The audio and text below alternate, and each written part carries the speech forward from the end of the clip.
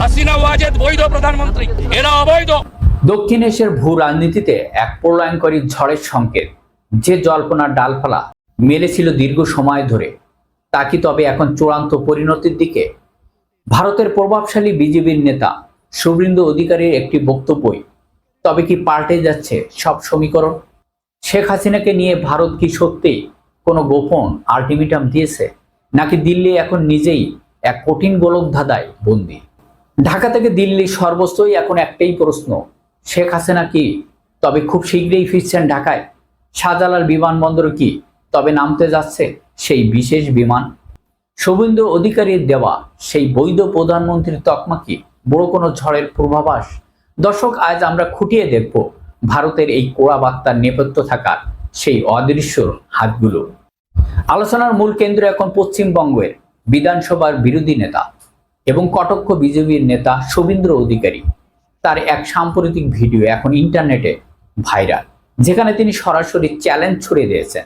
শুভেন্দু অধিকারী স্পষ্টভাবে বলছেন, শেখ হাসিনা ওয়াজেদ বাংলাদেশের একমাত্র বৈধ প্রধানমন্ত্রী।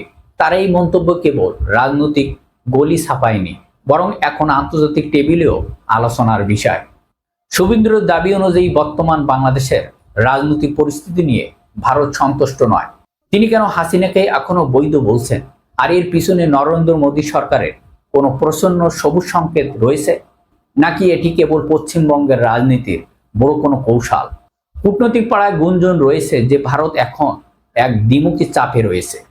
একদিকে বাংলাদেশের বর্তমান প্রশাসনের সাথে সম্পর্ক বজায় রাখা, অন্যদিকে শেখ হাসিনাকে নিয়ে আন্তর্জাতিক মহলের চাপ। ভারতের লোকসভা নির্বাচনের পর মোদী সরকার এখন অনেক বেশি আত্মবিশ্বাসী। শুভেন্দু অধিকারীর মতো নেতারা যখন প্রকাশ্যে এমন কথা বলেন, তখন তা কেবল ব্যক্তিগত মন্তব্য হিসেবে উড়িয়ে দেবার কোনো সুযোগ নেই। কারণ প্রশ্ন উঠছে, ভারত কি তবে শেখ হাসিনাকে দেশে ফেরার জন্য কোনো সময়সীমা বা আলটিমেটাম বেঁধে দিয়েছে? এই আলটিমেটাম কি হাসিনাকে রক্ষার জন্য, নাকি ভারতের নিজস্ব স্বার্থের জন্য?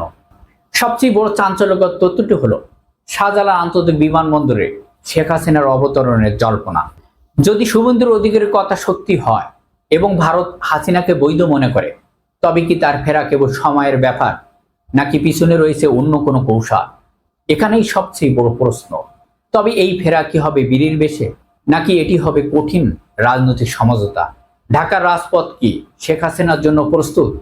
ভারতের পক্ষ থেকে যদি কড়া বার্তা পাঠানো হয়ে থাকে, তবে বাংলাদেশের বর্তমান সরকারের প্রতিক্রিয়া কি হবে? আর এই প্রতিটি মুহূর্তে এখন নতুন ইতিহাসের সাক্ষী হওয়ার অপেক্ষায়। শুভেন্দু অধিকারীর অবস্থান দিল্লির মূলধারা রাজনীতির সাথে কতটা সামঞ্জস্যপূর্ণ তা নিয়ে বিতর্ক থাকতে পারে, কিন্তু অস্বীকার করার কোনো উপায় নেই।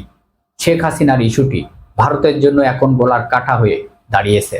ভারত কি শেখ হাসিনাকে হস্তান্তর মাধ্যমে বাংলাদেশের সাথে দীর্ঘস্থায়ী বন্ধুত্ব নিশ্চিত করতে চায়, নাকি শুভেন্দুর কথা মতো তাকে বৈধ রেখে নতুন কোনো ডাবার চাষ চাচ্ছে?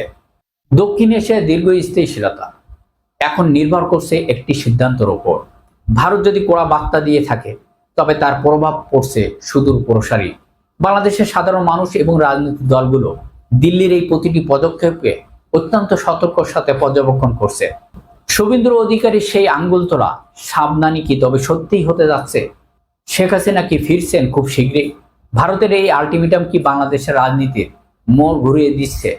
এইসব প্রশ্নের উত্তর লুকিয়ে আছে সময়ে। শুভেন্দু অধিকারীর এই দাবিকে আপনি কিভাবে দেখছেন? আপনার মূল্যবান মতামত আমাদের কমেন্ট বক্সে লিখে জানাবেন। আজকের মতন এখানেই বিদায় নিচ্ছে। দেশ বিদেশে গুরুত্বপূর্ণ খবর পেতে আমাদের চ্যানেলটি সাবস্ক্রাইব করে পাশে থাকুন। ধন্যবাদ।